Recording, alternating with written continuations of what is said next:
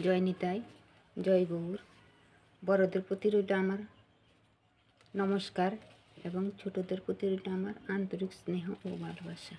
আজকে পৌষ মাসের কৃষ্ণপক্ষের একাদশী সংক্ষেপে বর্ণনা করছি।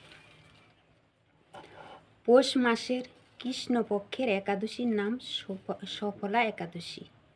সফলা একাদশী। যুধিষ্ঠির মহারাজ বললেন, হে কৃষ্ণ, পৌষ মাসের একাদশী বিধি ও নাম বর্ণনা করেন। শ্রীকৃষ্ণ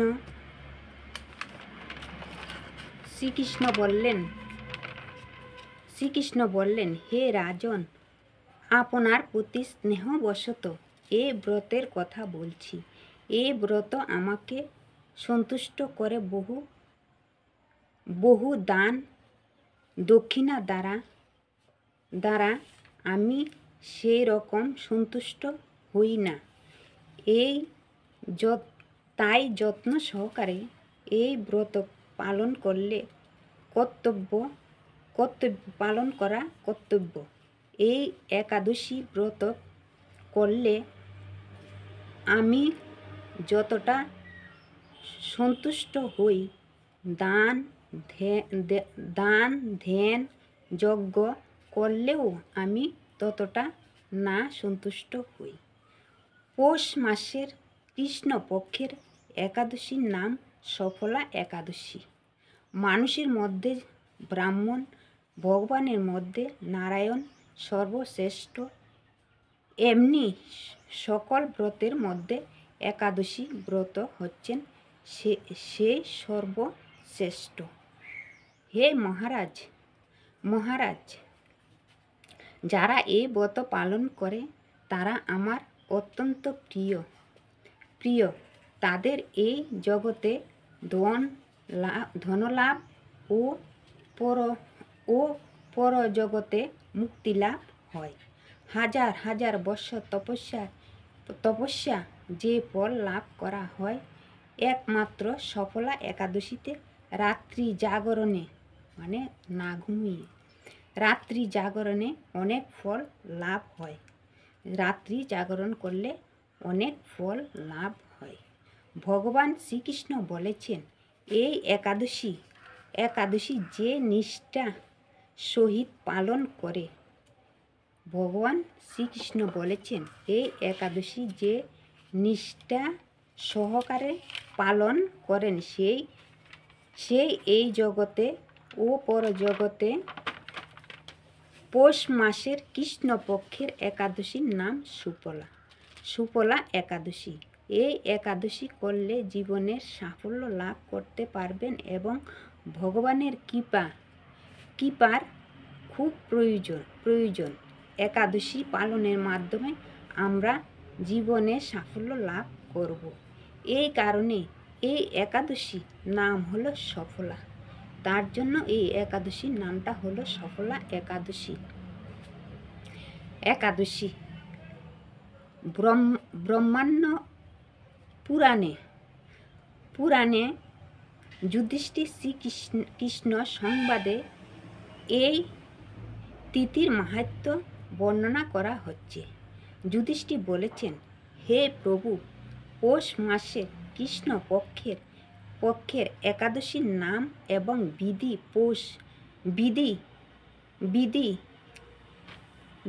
পূজ্য দেবতা বিষয়ে আমার কৌতূহল বর্ণনা করুন। দুর্যোধন ভগবানকে এই কথা বললেন। এই একাদশীতে কোন দেবতার পূজা করতে হবে? একাদশী পালনের বিধি কি? যুধিষ্ঠির মহারাজের সেই কৌতূহল থেকে নিবৃত্ত হওয়ার জন্য তিনি ভগবান শ্রীকৃষ্ণ সরাসরি তাকে এই প্রশ্ন করলেন। অর্থাৎ ভগবান কি বলেছেন? ভগবান থেকে তো আর শ্রেষ্ঠ ব্যক্তি আর কেউ এই জগতে হতে পারে না। কৃষ্ণ ছাড়া আর তো কেউ নেই। কৃষ্ণ হচ্ছে জগৎগুরু, জগতের যিনি নাকি গুরু, তিনি মানে শ্রীকৃষ্ণ ভগবান নারায়ণ। শ্রীকৃষ্ণ বলল, হে মহারাজ, আপনার প্রতি স্নেহবশত সেই ব্রত কথা বলছি। এই এই ব্রত আমাকে যেমন সন্তুষ্ট করে, বহু দান দক্ষিণা যজ্ঞাদি দ্বারা আমি সেই রকম সন্তুষ্ট হই না। ভগবান বলল, আমাকে যতই দান দক্ষিণা করুক না কেন, আমি কিন্তু সন্তুষ্ট হই না। এই যত্ন সহকারে এই ব্রত করা উচিত। শ্রীকৃষ্ণ বললেন, এই একাদশী করলে আমি অন্তত খুশি হই। শ্রীকৃষ্ণ ভগবান বলছেন, এই একাদশী করলে তিনি অত্যন্ত খুশি হন। ভগবান শ্রীকৃষ্ণ বললেন, পৌষ মাসের কৃষ্ণপক্ষের একাদশীর নাম হল সফলা একাদশী। পৌষ মাসের কৃষ্ণপক্ষের, এই যে কৃষ্ণপক্ষ আসছে, সেই পক্ষের একাদশীর নাম হচ্ছে সফলা একাদশী। এই সফলা একাদশী নাগদের মধ্যে যেমন শেষ নাগ, পক্ষীদের মধ্যে যেমন গরুর, মানুষের মধ্যে যেমন ব্রাহ্মণ, দেবতাদের মধ্যে নারায়ণ সর্বশ্রেষ্ঠ, তেমনি সকল ব্রতের মধ্যে একাদশী ব্রতই সর্বশ্রেষ্ঠ। সব থেকে একাদশী ব্রত সর্বশ্রেষ্ঠ। সমস্ত ব্রতের মধ্যে শ্রেষ্ঠ ব্রত হচ্ছে একাদশী ব্রত। এই কারণে মাসে দুটি তিথি রয়েছে, একটি কৃষ্ণপক্ষ ও অন্য একটি শুক্লপক্ষ। একাদশী পালন করতে হয় কিভাবে? এই কারণে পৌষ মাসের পক্ষের সফলা একাদশী ব্রত ভগবান বললেন, ব্রতের মধ্যে সফলা একাদশী ব্রত সব থেকে শ্রেষ্ঠ। ভগবান শ্রীকৃষ্ণ এই কথা বললেন, ব্রতের মধ্যে একাদশী ব্রত সর্বশ্রেষ্ঠ। হে রাজন, যারা এই ব্রত পালন করেন তারা আমার অত্যন্ত প্রিয়। যে ব্যক্তিরা এই একাদশী পালন করেন তারা ভগবানের অত্যন্ত প্রিয়। ভগবান তাকে সর্ববিপদ থেকে মুক্ত করে। অর্থাৎ একাদশী পালনকারী ভক্ত আমার অত্যন্ত প্রিয়। ভগবানের প্রিয় হতে গেলে আপনি এই ব্রত করতে পারেন। তাদের এই জগতে ধনলাভ ও পরজগতে মুক্তি লাভ হয়। এই যে আমরা মনুষ্যকুলে এসেছি, আমাদের সুখ শান্তি হয়, ধনসম্পদ লাভ হয় এবং মৃত্যুর কাল আমরা সেখানে গিয়ে ভগবানের চরণে আশ্রিত হব।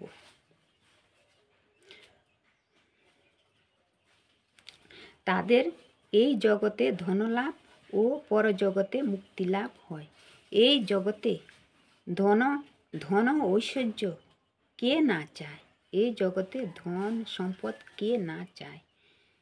সেই কারণে আপনি যদি ওই ধন ঐশ্বর্য লাভ করতে চান তাই একাদশী পালন করবেন এবং পরকালে আপনার যেন মুক্তি লাভ করতে পারেন বা মুক্তি হতে পারেন। এই ব্রত পালন করলে এই জগতে ও লাভ হবে এবং মৃত্যুর পরেও মুক্তি লাভ হবে। হাজার তপস্যা যে ফল লাভ হয় না, একমাত্র সফলা একাদশীতে রাত্রি জাগরণের ফলে অনায়াসে লাভ করতে হলে আপনি গীতা পাঠ, ভগবত পাঠ আরও অন্য শাস্ত্রাদি বই পড়ে আপনি রাত্রে জাগরণ থাকতে পারেন। তাহলে আপনার পুনর্জন মানে সম্পূর্ণ পুণ্য লাভ করবেন এই একাদশীর।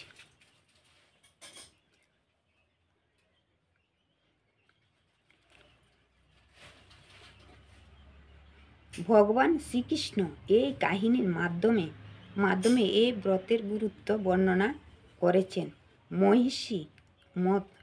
মহিষী মতো নামে এক রাজা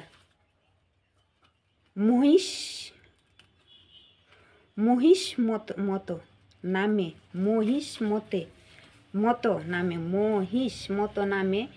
নামে এক ব্রতের গুরু এক রাজা মহিষ মতো নামে এক রাজা প্রসিদ্ধ চম্পাবতী নগরে বাস করতেন।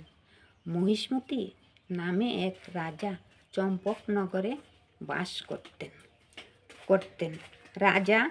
রাজার ছিল 4টি পুত্র, কিন্তু তার জ্যেষ্ঠ পুত্র মানে বড় পুত্র, রাজার বড় পুত্র লুমহুক, রাজার বড় পুত্রর নাম হলো লুমহুক, সর্বদাই পরশ্রী গমন, মদ্যপান প্রভৃতি অসৎ কার্যে লিপ্ত ছিলেন। 4টি পুত্রের মধ্যে তার যে বড় পুত্র খুব দুশ্চরিত্র, অসৎ কাজে লিপ্ত ছিল, সেই ধর্ম সর্বক্ষণ ব্রাহ্মণ বৈষ্ণবের নিন্দা করত। ভগবানের ব্রাহ্মণ বৈষ্ণব আবার ভগবানের নিন্দা করত। কিন্তু পুণ্য ক্ষয় হয়ে যায়, যশ ক্ষয় হয়ে যায়, ঐশ্বর্য ক্ষয় হয়ে যায়। তাই এই পুত্র এটাই করত। এত দুষ্ট ছিল রাজার ছেলে।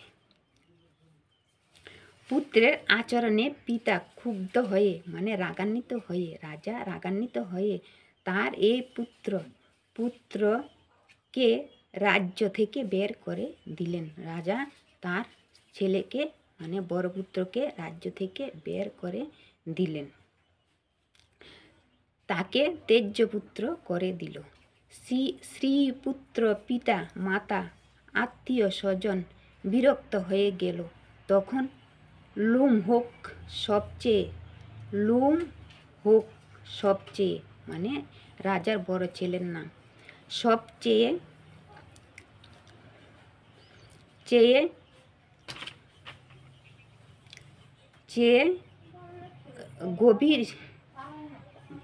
গভীর জঙ্গলে চলে গেলেন। মানে সব কিছু ছেড়ে সে গভীর জঙ্গলে চলে গেলেন। সেখানে কখনো জীব হত্যা করত, আবার কখনো চুরি করে জীবন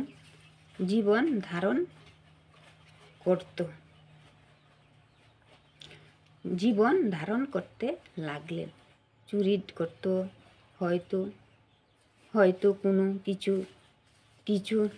শিকার করে, চুরি করে তার জীবন ধারণ করত। কিছুদিন পরে একদিন সেই নগরে ফিরে এলো এবং প্রহরীদের হাতে ধরা পড়ল। এই নগরেই রাজার নগরেই এসেছিলেন চুরি করার জন্য এবং পাহারা যে দিচ্ছিলেন তাদের হাতে ধরা পড়ল।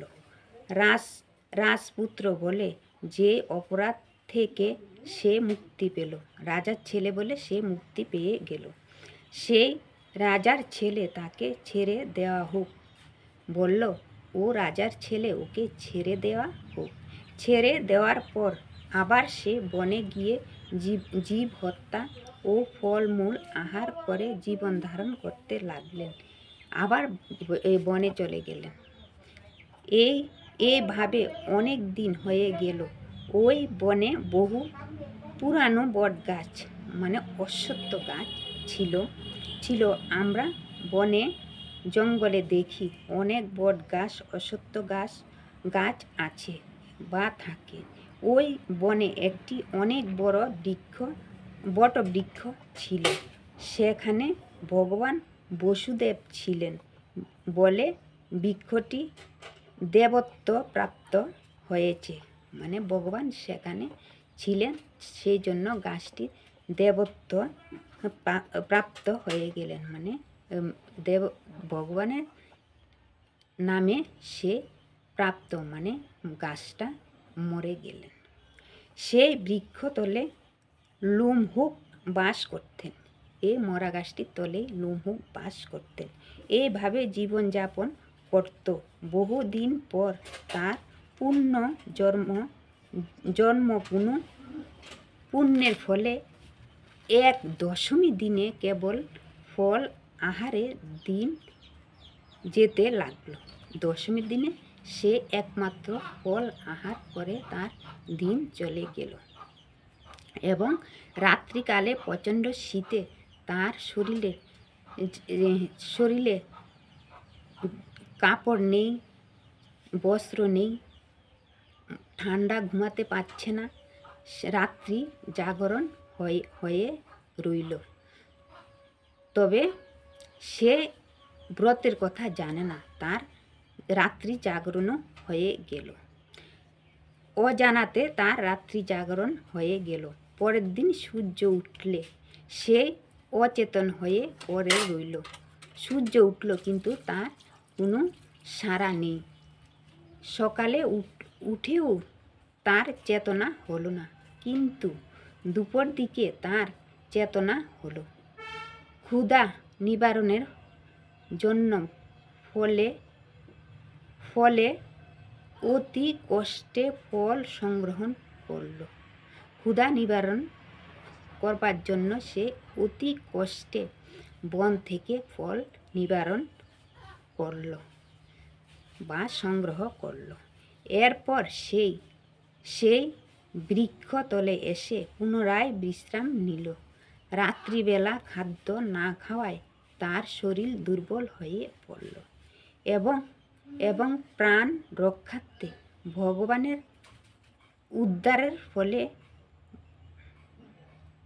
ভগবানের উদ্দেশ্যের ফলগুলিকে ভগবানকে অর্পণ করলেন। যে ফলগুলি এনেছিলেন সেটি ভগবানকে অর্পণ করলেন। তখন সে বলতে লাগলেন, হে ভগবান, আমার কি গতি হবে? তখন চোখ দিয়ে জল পড়তে লাগলো এবং ভগবানকে বলল, আমার কি অপরাধ? আমি কেন এরকম কাজ করছি?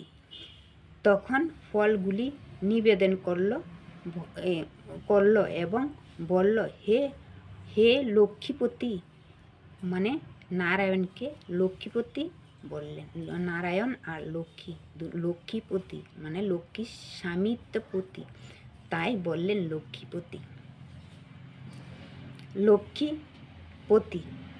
আপনি প্রসন্ন হন বলে নিবেদন করল। লুমহককে অজান্তে একাদশীর পারণা হয়ে গেল। লুমহক তার অজান্তে তার একাদশীও হয়ে গেল এবং পারণাও হয়ে গেল। সকালবেলা আকাশে দৈববাণী হলো, এই পুত্র, দৈববাণী হলো ভগবান আকাশে দৈববাণী হলো, বলল, হে পুত্র, তুমি সফলা ব্রতের প্রভাবে পুণ্য ও রাজ্য প্রাপ্ত হবে। তুমি যে অজানা সত্ত্বে সফলা একাদশী করেছিলে তার জন্য তোমার পুণ্য প্রাপ্ত হবে এবং রাজ্যের রাজাও হতে পারবে। সেই দৈববাণী শোনা মাত্র লুমহক দিব্য মূর্তি ধারণ করল।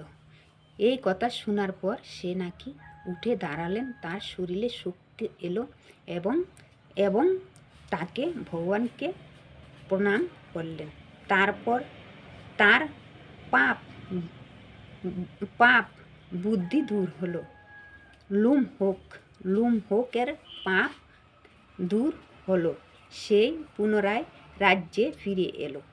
সে কিছুকাল স্ত্রী পুত্র সহ রাজ্য সুখ ভোগ করার পর পুত্রের উপর রাজ্যভার দিয়ে সে সন্ন্যাস গ্রহণ করল।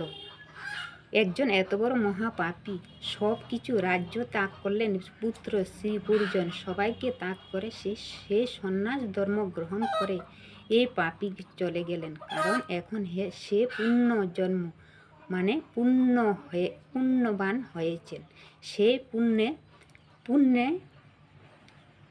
লেশ পাওয়া মাত্র সে সন্ন্যাস ধর্ম গ্রহণ করে চলে গেল।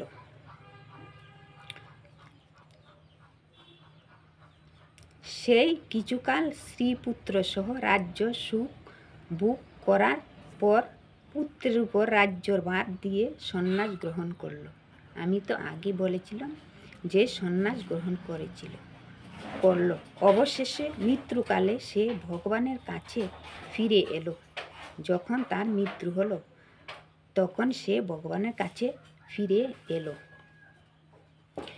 এখন ভগবান শ্রীকৃষ্ণ যুধিষ্ঠিরকে বললেন, হে মহারাজ, এইভাবে যে নাকি সফলা একাদশী পালন করেন তিনি জাগতিক সুখ ও পরে মুক্তি লাভ করেন।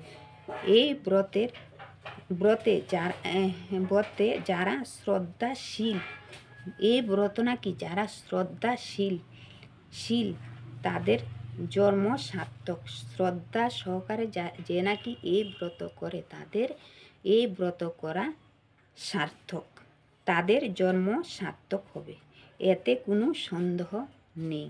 ভগবান বলছে এতে কোনো সন্দেহ নেই, তাদের সেই লোক স্বর্গে প্রাপ্ত হবে। এই বলে ব্রত পালন করতে এবং গীতা গ্রন্থ পাঠ ও শ্রবণ করে মানুষের রাজসূয় যজ্ঞের লাভ হয়। এই যজ্ঞ করলে যে লাভ হয় সেই লাভ থেকে এই একাদশী সুফলা একাদশী করলে তার চেয়ে বেশি পুণ্য লাভ হয়। তাহলে একাদশীর দিনটা কবে হবে আমি তা বলছি। 26শে ডিসেম্বর বৃহস্পতিবার। 26শে ডিসেম্বর বৃহস্পতিবার একাদশী উপবাস। 27শে ডিসেম্বর পারনা, একাদশীর পারনা। 7টা 12 থেকে 9টা 50-এর মধ্যে, এর মধ্যে আপনারা পারনাটা করে নেবেন। যদি আপনারা একাদশীটা করেন কিন্তু পারনাটা ঠিকভাবে না করেন, সময় অনুযায়ী না করেন, তবে আপনার একাদশী করাটা বিফল হয়ে যাবে। সেই জন্য আমি আবারও সময়টা বলছি, বৃহস্পতিবার একাদশী আর শুক্রবার হচ্ছে আপনার পারনা।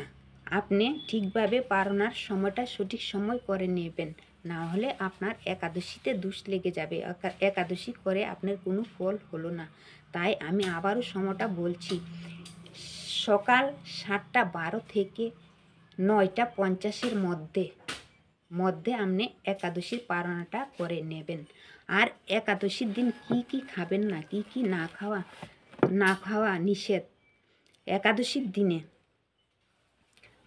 একাদশীর দিনে চাল, ডাল, ভুট্টা, সরিষা মানে পঞ্চজাতীয় শস্য থেকে যা তৈরি হয় তা থেকে আপনি বর্জন করবেন। আপনি হয়তো ফলমূল খেয়ে একাদশী করতে পারবেন, বা সাবু কলা খেয়ে একাদশী করতে পারবেন। দুধ, কলা, সাবু না যদি পারেন তাহলে একটু সবজি যে রান্না করবেন তাতে কিন্তু সরিষার তেল দেবেন না, দিলে আপনার ব্রত ভঙ্গ হয়ে যাবে। আপনি সয়াবিন তেল মানে সাদা রঙের তেল দেবেন। তা সম্বাসে দেওয়ার সময় 5 ফোড়ন দেবেন না, 5 ফোড়ন দিলে তাতেও দোষ লেগে থাকে। তবে কাঁচকলা মাটির নিচে যে আলু থাকে, মিষ্টি আলু, সেই আলু, গোল আলু, এরপরে কাঁচকলা, পেঁপে, মিষ্টি কুমড়ের লতা এসব দিয়ে একটা নিরামিষ সবজি তৈরি করবেন এবং তা ভগবানকে অর্পণ করে তারপর নিজে গ্রহণ করবেন। আর একাদশীর দিন আপনি শরীরে তেল দেবেন না।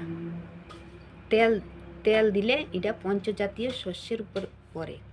তবে আপনি তেলের বদলে অন্য কিছু ব্যবহার করতে পারেন।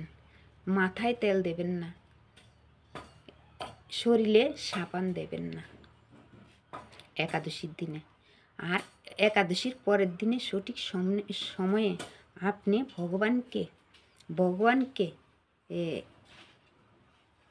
ভগবানকে বললাম 7:12 থেকে 9:50 মধ্যে পারনা করবেন।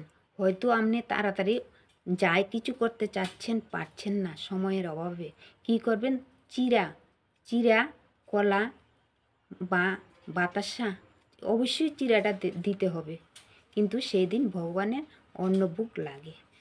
ভগবান, আমরা তো আর অন্নভোগ দিতে যাব না, আমরা তাহলে চিরা দোকান থেকে এনে, মানে তাকে চিরাতে যখন জল দেবেন তারপর সেটা অন্নের সমান হয়ে যায়, তখন গোবিন্দকে আপনি কলা বাতাসা বা মিষ্টি যা যেমন পারেন তা দিয়ে একটা এই সময়ের মধ্যে আপনি ভগবানকে অর্পণ করে নিজে প্রসাদ গ্রহণ করবেন, আবার অন্যদেরকে প্রসাদ দেবেন।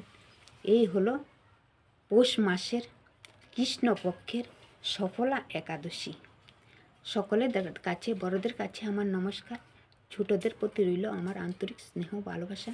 জয় নিতাই, জয় গৌর, নমস্কার।